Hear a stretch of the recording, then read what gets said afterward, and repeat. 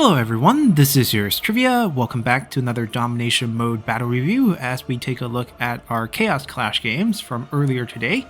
And this is our round 2 matchup against Crabling, and this is where we got knocked out. Now Crabling is a very seasoned Warhammer multiplayer player from Russia, I believe, and he's representing his nationality quite well with Kislev.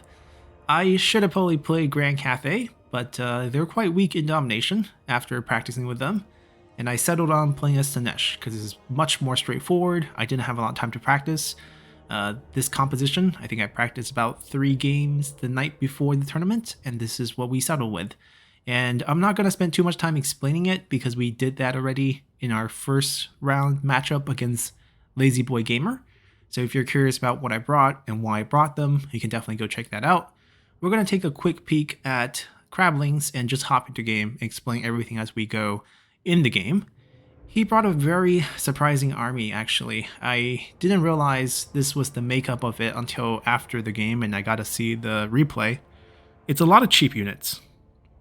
Hussars of Spear and the Bow, plus the Kosovite Dervishes, which are the cheapest cavalry unit. I didn't expect them to be that effective, but he played it really well. And also the utilization of Bayar Blood, where every single unit here, except for the Snow Leopards, are essentially unbreakable for 30 seconds before they rout. And sometimes they don't even rout. Basically, the leadership dips to the point where they will waver. They become unbreakable for 30 seconds, and they will stand and fight to the death. Really good at holding points in Domination. So that was tough. Apart from that, he brought plenty of Snow Leopard. This is intended to snipe my lord. It's actually very effective. Had to run around and try to avoid them for quite a bit. And aside from that, there is 1 artillery in the Little Grom, which actually kind of hurt with the 500 plus damage right here. It's actually higher than that. It's 580 plus 145 per shot. It just has a longer reload time, so the missile strength per 10 second feels a little low. Aside from that, it's okay. I think I couldn't really take care of this unit that well because there was nothing I can throw on top of it that could kill it without getting my other units in trouble because he was providing a lot of cover fire for it. The ice guards with the bow was protecting it, and also they're good as anti-large, so I couldn't send my faster cavalry or my faster fiends at it. That wouldn't be very effective. And they all have frostbite, which means they will lower our speed by 30%, and playing as Slaanesh, who's all about mobility and flanking, that was a little bit rough. Obviously, this is not a counter pick by any means. We did this with blind pick, so it's not like I got countered. I just got outplayed. I didn't micro some of my units. I mean, particularly the Exalted Seeker Chariot, which I struggled to micro last game as well. Also struggled this game, even though there were a lot of juicy targets. The Armored Corsairs, the regular Corsairs were all really good targets for the Chariot if I was able to micro it well, but that did not happen, and he brought some Wing Lancers, slightly medium tier cavalry, plus the more heavier version, the Warbear Riders are also available. It's just a very efficient roster. And for his lord, he brought Katrin, plus a Patriarch support. He did not take all the skills, this is just a display error with the post-battle. He only had the Lullaby for the heal, and the Battleheim for the 40% melee attack, so 40% extra hit chance. And then for Katrin, he brought mostly the damaging spells like Ice Shard, Ice Maiden Kiss, and Heart of Winter. And then the only other ability he brought was Stand Your Ground, which increases nearby units' leadership and melee defense by 24 points, or 24% extra hit point or hit chance, or defense. Sorry, so avoid evasion. Sorry, that is the offensive one, 40% hit chance. This is the defensive one with 24% evasion. And then on top of that, I think he also brought her quest battle item, the armor, the Crystal Cloak, which has an active ability that gives you 20% ward save or 20% damage resistance. So he's combining that. He also had her mounted on a bear for extra health. Essentially, we have a spellcaster who's tanky with a lot of spells and being buffed and healed by a Patriarch, which was super annoying, and they gave him a lot of value. So with that said, let's hop into here. It's a slightly different map, but still a very fair map. And it's about capturing points here in Domination, which in hindsight, I should have focused a bit more on for this match. Yeah, so Snow Leopard also Frostbite. Anti-large, very fast, good against lords. They're very fragile single entities. 3 points, very evenly split. There's a lot of little rock structures around, little pockets of cliff that you can put a range unit, such as his cannon. We obviously don't have any range, so that is a struggle. Just to confirm his spell choices before we hop into here. Okay, stand your ground. So not the missile variant, but the Frost Fang. This is from the weapon, actually, the quest item weapon. Interesting. Okay, so this is explosion damage. Ice Maiden Kiss, the cone-shaped one, and Heart of Winter, which is the big AoE. And then she also has the Crystal Cloak, which is the 31 seconds of damage resistance whenever she's casting. That is very broken. But very, very strong. He definitely paid for it. All these have cost to attach to a lord. So obviously this is an expensive legendary lord for him. And he did also mount it on a bear, which also increases the price. Patriarch also mounted on a bear for extra health and mobility. Lullaby, battle hymns, pretty efficient here. Oh, dodge barrier as well. So this is a heal. Also, whenever he's in melee, he heals and also recovers stamina for people around him as well. So, yeah, I see why I struggle to kill his lords, because one will provide all sorts of healing, one has a 20% ward save whenever she casts, and she will cast a ton of spells. So, essentially, 20% damage resistant overall, plus constant healing. Yeah, that's going to be rough. And then the other units, Cussars, Ice Guards. Ice Guards are going to be the Glaive variety, which is anti-large, plus their magical little bow. And then we have a little Grom, who is going to actually get some action very early on. As Slaanesh, we don't have any range, so against range, we just have to run at them. There's not much we can do about that. Kislev have all sorts of hybrid weapons. So Armor Cussar has a pistol, the Ice Guards have a bow, Little Grom has a big cannon. And if it doesn't have a cannon, it still has the melee capability of a chariot, of just ramming things. It has ridiculous range, by the way. It's gonna hit us. I should have kited this shot better than what I did. I realized he was trying to hit me, and I should have just juked. But you see, ouch, right? 500 plus damage right there. We had a little bit of resistance, or else, the full armor piercing would have just cleaned us right there. We have almost no armor, so it doesn't even matter. I'm trying to move her up. I'm debating if I should just charge him at this point, but so close to the point. Oh, look at that. Bam. Another 800 health evaporated. There's nothing we can do. Slaanesh, we just have to close the gap. And it's so risky in this situation where he has artillery sitting here, or even here. Like, what can we do? If we charge, easy reinforcement to, counter whatever we charge him with. And if we don't charge, we just get pounded. So he's trying to go after our fiends, which I hid in the forest. And this is a mistake, because you can see the shell. Against forest, it's not going to hit. The trees are going to block it for us. Physics. So I stayed put, I was not going to get hit. I summoned some Furies. I thought Chaos Furies would be good just to harass. I dodged that one, but then he summoned the Snow Leopard. This thing is just going to be my nightmare. Basically going to chase down my Spellcaster all around. I'm trying to harass with Fiends. The Chaos Furies are not going to, not Fiends, Chaos Furies. They're not going to be able to kill them, but he summoned a Wing Lancer right away. I was trying to pull him into my infantry. He was very alert. There was no chance of that.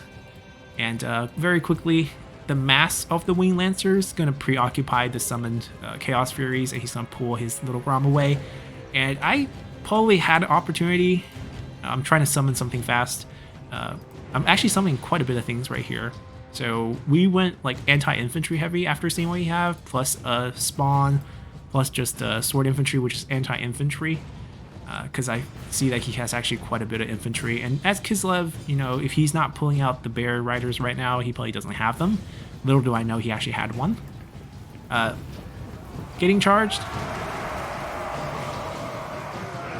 And very efficiently backing away to cycle charge right after. That was so clean, actually, that micro. I can't chase him anymore because Ice Guards are blanketing this area.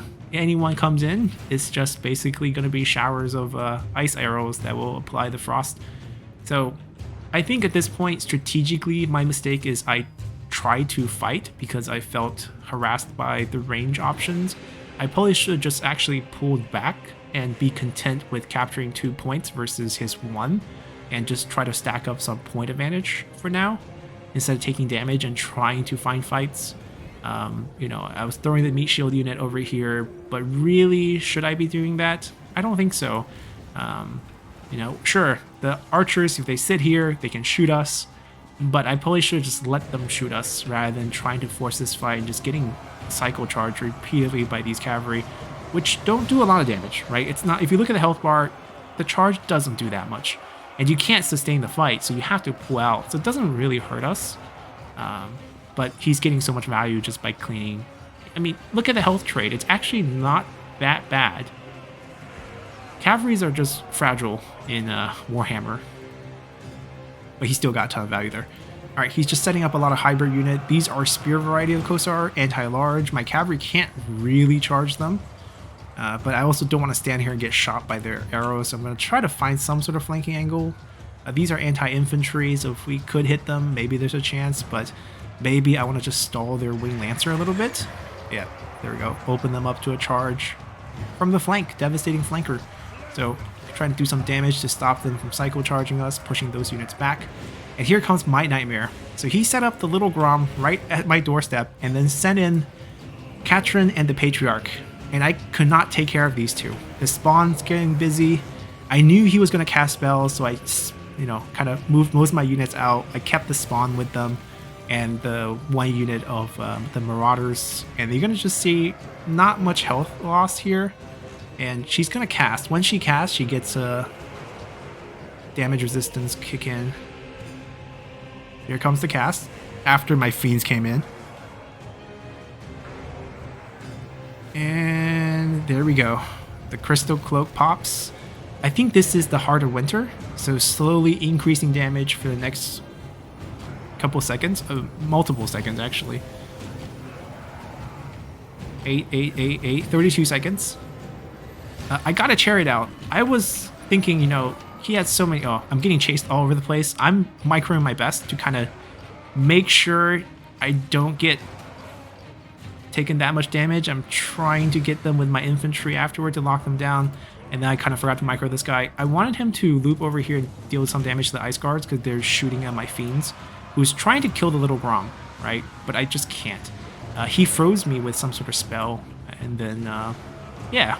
And then we burned up because we're demonic. I got that charge.